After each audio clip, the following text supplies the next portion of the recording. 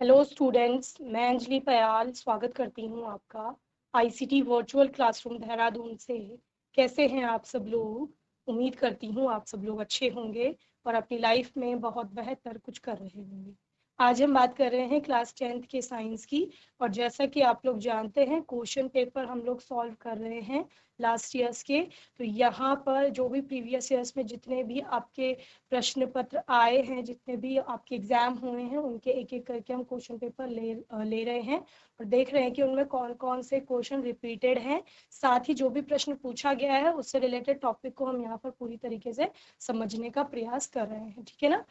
आज के सेशन में वही जो हमारा चल रहा है 2018 का प्रश्न पत्र हम यहाँ पर देख रहे हैं, उसी के क्वेश्चंस पर हम लोग बात करेंगे।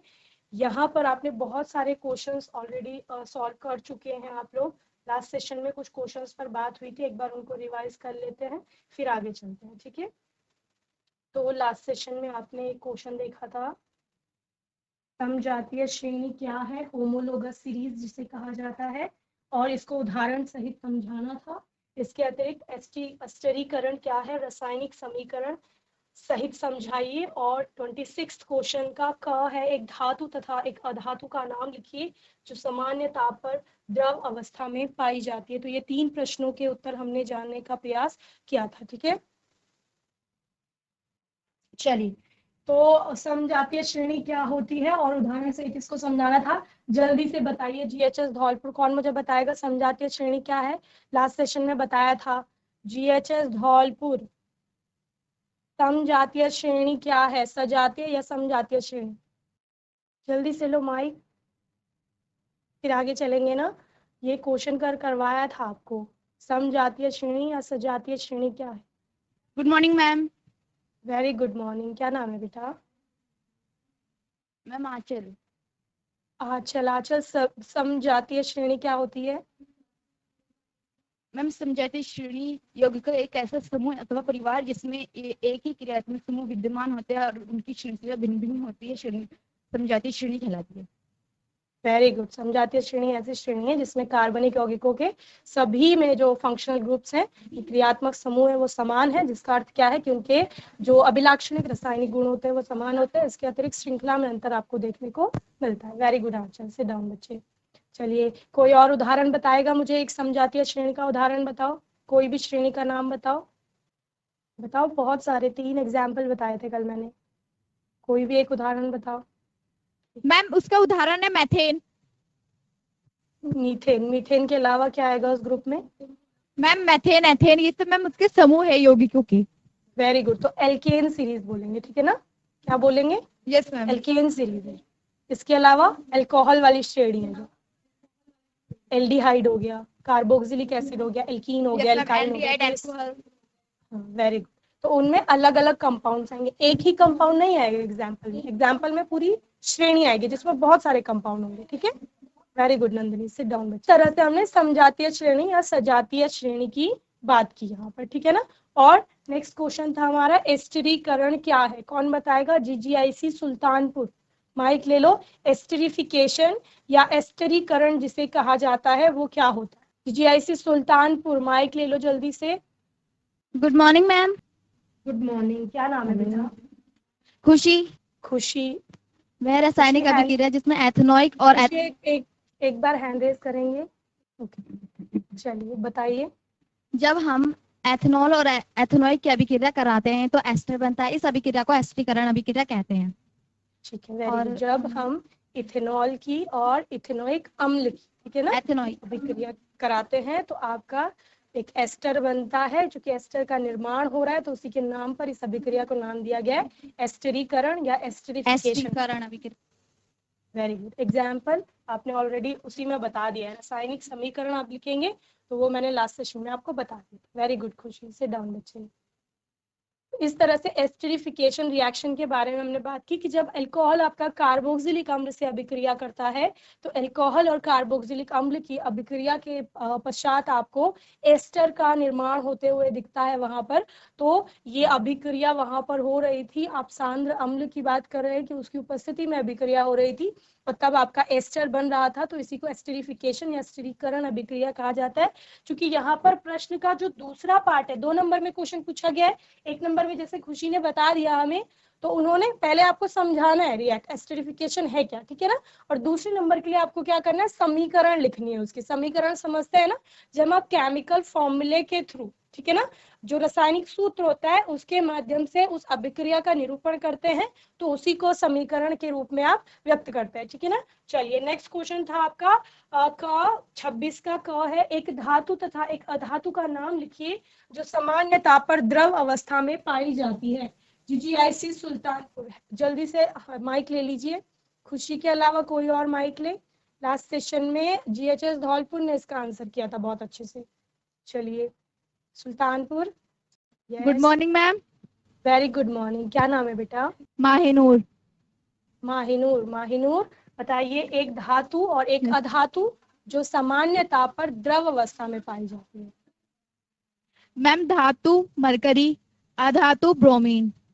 Very good. धातु होती है मरकरी, पारा, Hg इसके लिए सिंबल यूज करते हैं, और अधातु होती है ब्रोम। वेरी गुड बच्चे, सिट डाउन। ब्रोमीन। तो यहाँ पर देखो, धातु और अधातु जनरली जब हम धातुओं की बात करते हैं तो वो आपको सामान्य रूप से, मतलब ज्यादातर अधिकतर जो धातुएं आपको दिखेंगी वो किस रूप में दिखेंगी, आपको ठोस अवस्था में दिखेंगी। उसके अतिरिक्त आपने बोला कि कुछ धातुएं ऐसी होती हैं जिनके बहुत निम्न गलनांक होते हैं, और इसके अतिरिक्त एक धातु आपको ऐसे मिलती है जो आपको कमरे के ताप से क्या मतलब है, जो नॉर्मल टेम्परेचर होता है, ठीक है ना, उस नॉर्मल टेम्परेचर पर, जैसे हम गोल्ड की बात करते हैं या आयरन की बात हम लोग कर रहे हैं, ठीक है ना, सिल्वर की बात कर रहे हैं, तो ये सारी जो मेटल्स हैं आप इनको अपने आसपास देखते हैं तो ये ठोस अवस्था में आपको देखने को मिलती है, ये धातुएं हैं सारी। लेकिन जब आप मरकरी की बात करते हैं वो लिक्विड स्टेट यानी कि द्रव अवस्था में देखने को मिलता है। इसके अतिरिक्त जब हम अधातुओं के बारे में पढ़ रहे थे तो अधातुओं में भी जनरली आपको जो अधातुएं हैं या तो गैसीय अवस्था में देखने को मिलती है या फिर ठोस अवस्था में देखने को मिलती है। ब्रोमीन आपकी एक ऐसी अधातु है जो कमरे के ताप पर एक लिक्विड स्टेट में पाई जाती है, ठीक है ना, एक ऐसी अधातु।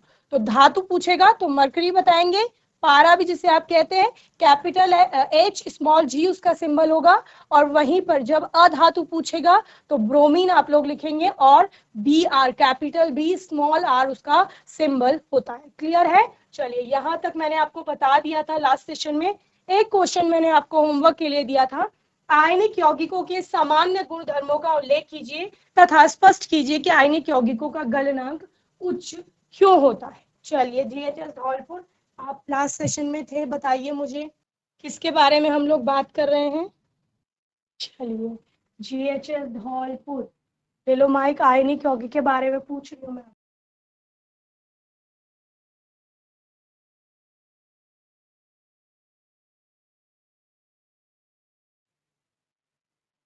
चलिए जीआईसी सुल्तानपुर, आप बताएंगे कोई आयनिक यौगिक के बारे में? माइक ले लीजिए अगर आपको आंसर करना है। आयनिक यौगिकों का गलनांक उच्च होता है। गलनांक और क्वथनांक उच्च होता है। हाँ ये बहुत ही आयनिक यौगिकों के हाँ गलनांक व उच्च होते हैं। दूसरा क्या बोल रहे हैं आप? आयनिक यौगिकों के बीच अंतराल अणु आकर्षण बल अधिक होता है। ठीक है, आकर्षण बल अधिक होता है।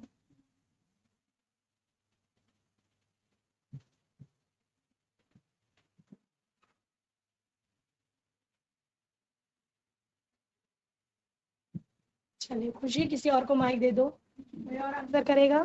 थर्ड, आयनिक यौगिकों को तोड़ने के लिए अधिक ऊष्मा की आवश्यकता होती है। ठीक है, और फिजिकल स्टेट के बारे में बताएंगे, अवस्था क्या होती है, भौतिक अवस्था। भौतिक अवस्था। आयनिक यौगिक का जब भी नाम लेंगे ना, जो किचन में जो सॉल्ट होता है ना आपका कॉमन सॉल्ट, उसको ध्यान में रखेंगे, कैसा दिखता है वो, कौन सी अवस्था में रहता है। नमक होता है ना, नमक किचन में, यस मैम। कॉमन सॉल्ट, हाँ जी, तो वो कौन सी अवस्था में मिलता है? सॉल्ट। सॉल्ट कौन सी फिजिकल स्टेट होती है, ठोस होता है, द्रव होता है या गैस होता है? द्रव, ठोस। ठोस होता है। ठोस अवस्था में होता है, हाँ। तो जो आयनिक यौगिक होता है क्रिस्टल या ठोस होता है। अगर आप नमक को ध्यान से देखो तो वो क्रिस्टल की तरह दिखता है आपको, है ना। तो एक फिजिकल Yes, स्टेट की ma'am. बात करेंगे कि जो उनकी भौतिक अवस्था होती है, तो भौतिक अवस्था कैसी होती है, क्रिस्टलीय ठोस के रूप में ये आपको दिखाई देते हैं, ठीक है ना। चलिए, इसके अतिरिक्त विद्युत के चालक होते हैं या कुचालक होते हैं। कुचालक। विद्युत के कुचालक होते हैं जब ये ठोस अवस्था, नॉर्मल स्टेट, लेकिन जब ये मॉल्टन स्टेट में आ जाता है, गलित अवस्था में, है ना। नमक में अगर आप पानी मिला दें तो ये फिर अपने आयन डेवलप कर लेता है, आयन्स में टूट जाता है। जब आयन में टूटेगा Yes, ma'am. तो आयन विद्युत का चालन करते हैं, तो गलित अवस्था में विद्युत के सुचालक कहलाएंगे, ठीक है ना। क्या कहा मैंने, गलित अवस्था में, यस दैट जी, गलित अवस्था में विद्युत के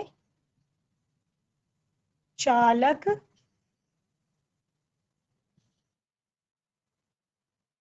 होते हैं, ठीक है।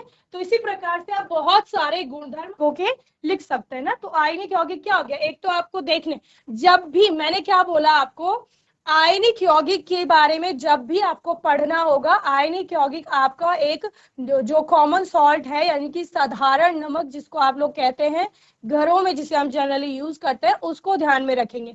वो आपको कैसे दिखाई दे रहा है, ठीक है, उसमें क्या क्या गुणधर्म है, उनकी हम लोग बात करेंगे, ठीक है।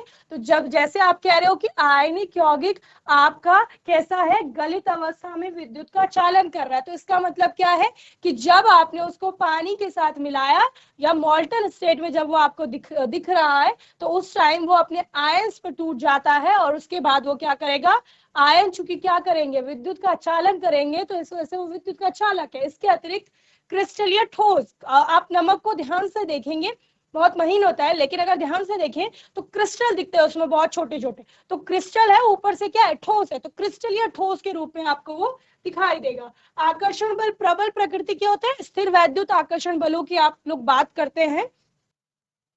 तो जब आप स्थिर वैद्युत आकर्षण बलों की बात करते हैं तो वो बहुत प्रबल प्रकृति के होते हैं। प्रबल प्रकृति के होंगे तो इन प्रबल प्रकृति के बलों को तोड़ने के लिए ज्यादा ऊर्जा देनी पड़ेगी। ऊर्जा से यहाँ पर तात्पर्य है ऊष्मा का, ठीक है ना, टेम्परेचर बढ़ाएंगे। इसी वजह से इनके गलनांक और क्वथनांक क्या होते हैं, उच्च होते हैं। क्या कहा मैंने, प्रश्न 2 पार्ट में आपको पूछा गया था बच्चे। प्रश्न क्या पूछा गया था, एक कि सामान्य गुणधर्मों का उल्लेख करना है आपको। कितने मार्क्स का क्वेश्चन है, 3 मार्क्स का क्वेश्चन है।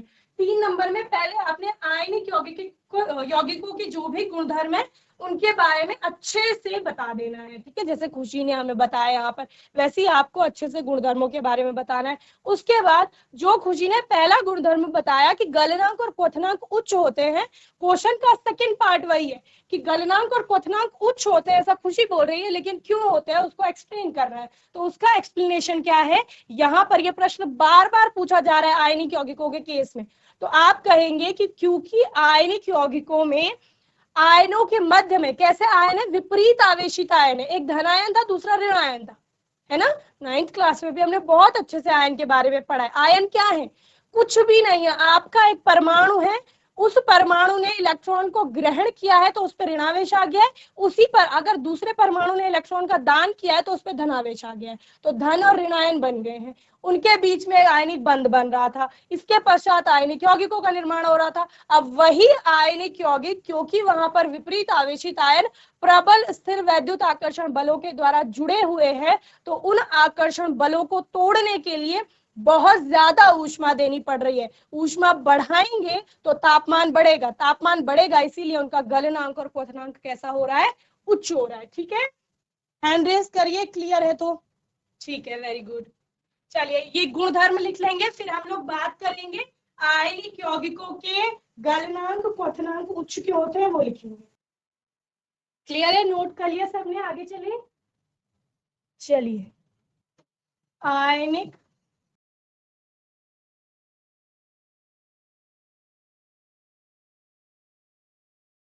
यौगिकों में आयनों के मध्य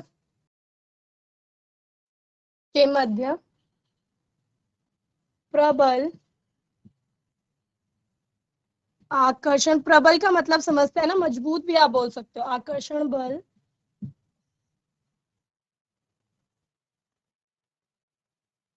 पाए जाते हैं, जिन्हें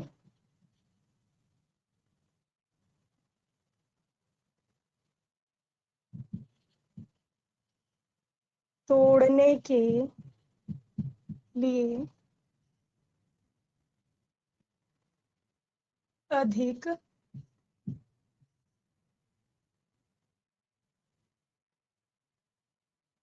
ऊर्जा की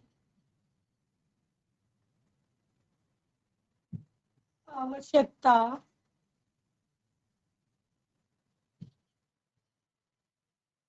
होती है, इसलिए इनके गलनांक उच्च होते हैं।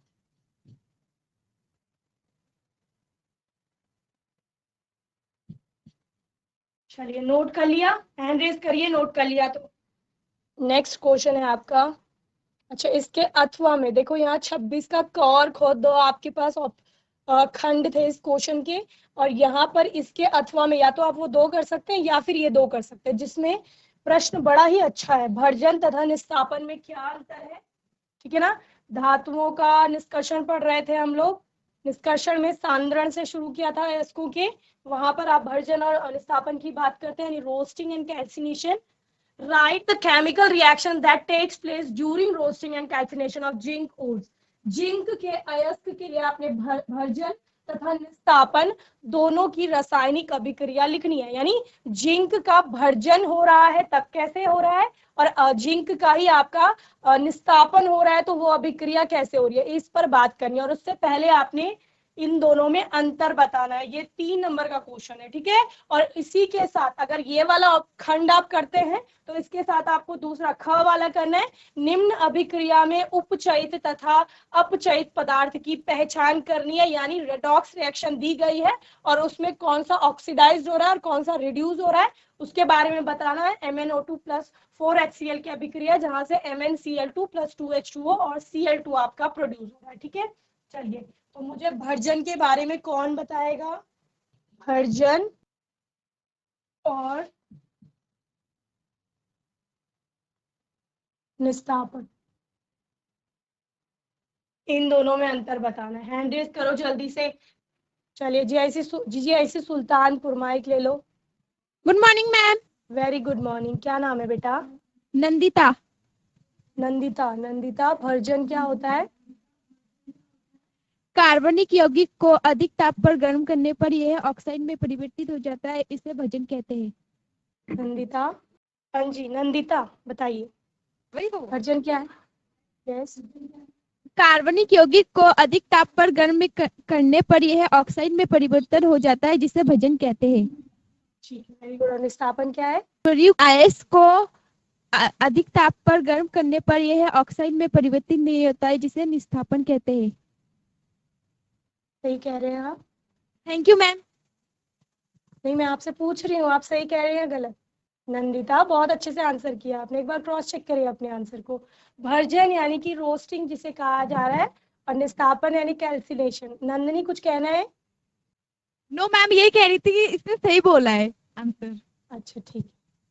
चलिए, तो यहाँ पर हम लोग भर्जन और निस्तापन की बात कर रहे हैं। भर्जन यानी रोस्टिंग जिसे कहा जाता है, उसमें सल्फाइड है, इसके बारे में हम लोग पढ़ते हैं। ध्यान से सुनेंगे, क्या कहा मैंने। नंदिता और नंदिनी, बाकी सभी बच्चे भी सुनिए। भर्जन में हम लोग क्या करते हैं, आपका सल्फाइड अयस्क को कन्वर्ट किया जाता है ऑक्साइड में। क्या कहा मैंने, सल्फाइड को कन्वर्ट किया जाएगा किसमें, ऑक्साइड में, ठीक है। और जो आपका निस्तापन है, निस्तापन को कैल्सिनेशन से याद रखेंगे। कैल्सिनेशन में आ रहा है सी, और कार्बोनेट में भी क्या आ रहा है, सी आ रहा है। यहाँ पर कैल्सिनेशन में भी आपका सी आ रहा है और कार्बोनेट में भी सी। तो यहाँ कार्बोनेट, या कभी कभी आप हाइड्रोक्साइड की बात भी करते हैं, कार्बोनेट को कन्वर्ट किया जाता है ऑक्साइड में। अब सही है नंदिता और नंदिनी, ठीक है, समझ आ गया क्या बोला मैंने। भर्जन में आपका, यस नंदिनी बोलो। मैम यस मैम, ये बोल रही थी ये सही है, उस टाइम हमने कुछ मिस्टेक बोल दिया था। हाँ, आपने निस्तापन में भर्जन वाला और भर्जन में निस्तापन वाला, ठीक है ना। यस तो मैंने क्या मैम। बोला, निस्तापन को ma'am. किससे याद रखेंगे? कैल्सिनेशन से, ठीक है। कैल्शियम और कैल्सिनेशन में सी आ गया, और कार्बोनेट में भी क्या आता है? सी। तो यानी कैल्सिनेशन में यानी निस्तापन में हम क्या करेंगे? कार्बोनेट अयस्कों को ऑक्साइड में कन्वर्ट करेंगे। क्लियर है? वेरी गुड बच्चे, सिट डाउन। Yes ma'am. तो इस प्रकार से अब एक अंतर तो ये हो गया कि भर्जन में हम सल्फाइड अयस्क को ऑक्साइड में कन्वर्ट करेंगे, निस्तापन में हम कार्बोनेट अयस्क को करेंगे ऑक्साइड में कन्वर्ट। अब दूसरा अंतर होता है, एक होता है वायु की उपस्थिति में और दूसरा होता है आपका वायु की अनुपस्थिति में, ठीक है। ये भर्जन आप पहला पॉइंट, दूसरा पॉइंट है वायु की उपस्थिति में, ठीक है। भर्जन कराया जाएगा वायु की उपस्थिति में और निस्तापन आपका कराया जाएगा वायु की अनुपस्थिति में, ठीक है। नोट्स आपने बना रखे हैं, बस यहाँ पर थोड़े थोड़े शॉर्ट में आप समझ लीजिए अनुपस्थिति में, ठीक है ना। प्रश्न का दूसरा पार्ट कह रहा था कि जिंक का भर्जन करना है और जिंक के ही अयस्क का निस्तापन भी करना है, यानी जिंक का एक सल्फाइड वाला ओर होगा, एक कार्बोनेट वाला ओर होगा और दोनों से हमें उसके ऑक्साइड में कन्वर्ट करना है। क्लियर है? चलिए, तो यहाँ पर जिंक की बात हम कर लेते हैं। तो क्योंकि ZnS आपका आएगा यहाँ पर, ठीक है, क्या आएगा? ZnS, zinc sulphide. ये कराया जा रहा है किसकी उपस्थिति में? वायु की उपस्थिति। और जब भी वायु की उपस्थिति की बात होगी तो हमेशा ऑक्सीजन, जब भी रासायनिक अभिक्रिया में वायु की उपस्थिति की बात की जाती है, इसका मतलब है ऑक्सीजन की बात की जा रही है, ठीक है। तो ZnS की अभिक्रिया ऑक्सीजन की प्रेजेंस में कराई जाएगी। आपका क्या बन जाएगा? हमने बोला ऑक्साइड में कन्वर्ट करना है, तो जिंक ऑक्साइड बन जाएगा और सल्फर डाइऑक्साइड आपकी अलग हो जाएगी, ठीक है। इस अभिक्रिया को संतुलित कर लेंगे, ठीक है ना। और यहाँ पर क्या किया जाएगा? यहाँ पर जिंक कार्बोनेट से आपका क्या प्राप्त किया जाएगा? जिंक CO, ठीक है। चलिए, तो आज के सेशन में हमने कुछ और क्वेश्चंस पर बात की। होमवर्क के लिए आपके पास क्वेश्चन है ये वाली जो रिएक्शन है ना, MnO2 + 4HCl gives MnCl2 + 2H2O + Cl2। इसमें आपने होमवर्क में पता करके लाना है रेडॉक्स की रिएक्शन है ये, और कौन सा रिड्यूस हो रहा है, कौन सा ऑक्सीडाइज हो रहा है, यानी कौन सा उपचयित हो रहा है, कौन सा अपचयित हो रहा है, इनमें से वो आपको बताना है। यानी उपचयन, अपचयन और रेडॉक्स को बहुत अच्छे से पढ़ लेंगे, ठीक है। बोलो भाई, आज का सेशन समझ में आया सभी को? हैंड रेज करिए समझ में आया तो। ठीक है, वेरी गुड। तो आज के सेशन में हमेशा की तरह GHS धौलपुर के बच्चों ने, नंदिता, नंदिनी, आंचल, सभी ने बहुत अच्छे से आंसर किया, सभी बच्चों ने अच्छे से रिस्पॉन्स किया। आने वाले सेशन में बॉयज भी आंसर करेंगे और आज के सेशन में GJIC सुल्तानपुर से खुशी ने बहुत अच्छे से आंसर किया, कुछ और गर्ल्स ने माहिनूर ने बहुत अच्छे से आंसर किया, एक दो बच्चों ने और अच्छे से आंसर किया। सभी बच्चों को ऐसे ही पढ़ाई करते रहनी है, जब प्रश्न पूछे जाएंगे तो आंसर करना है। और बाकी आपका कोई डाउट होगा, क्वेश्चन होगा तो आने वाले सेशन में आप लोग पूछ लेंगे। अपने आने वाले सेशन में कुछ और इम्पोर्टेंट क्वेश्चन के साथ आएंगे। तब तक के लिए ICT वर्चुअल क्लासरूम से जुड़ने के लिए धन्यवाद।